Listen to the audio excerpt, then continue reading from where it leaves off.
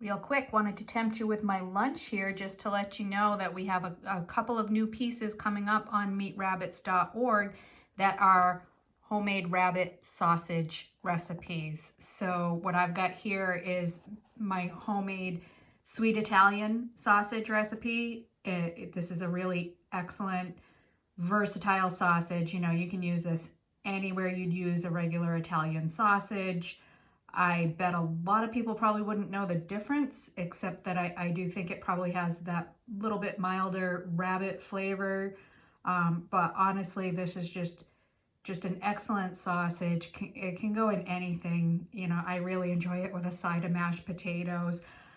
But, you know, lasagna, pasta, anywhere you'd use Italian sausage, grilled, really so many ways you can use this. The other recipe that is up right now, and hopefully I'll get you more in the future, the other recipe is a red wine garlic that has become just a real fan favorite in the house here. Just an awesome combination of flavors.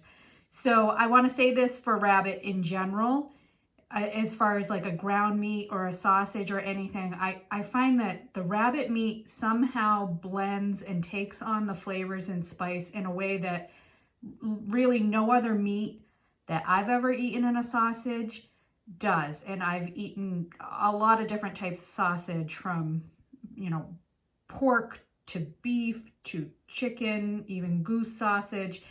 And the rabbit just has a way of blending in the sausage, but also in things like tacos, chili. It just really works well with the spice. So it makes an excellent base for all sorts of things.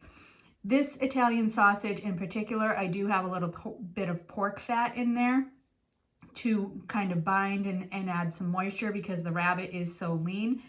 On the recipes, I do also talk about ways if you want to not add the pork fat, because, you know, there's a part of me too that kind of just says, hey, you know, why am I making a rabbit sausage and then putting pork in it? But, you know, that's just a personal choice. The red wine garlic recipe is an all rabbit recipe with no pork fat added. But again, I do mention in there, talk about how to add the fat if you do think you want something with a little more fat to it. I have found that even without the added fat, it has a good texture.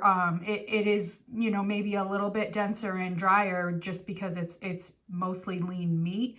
So that's to be expected.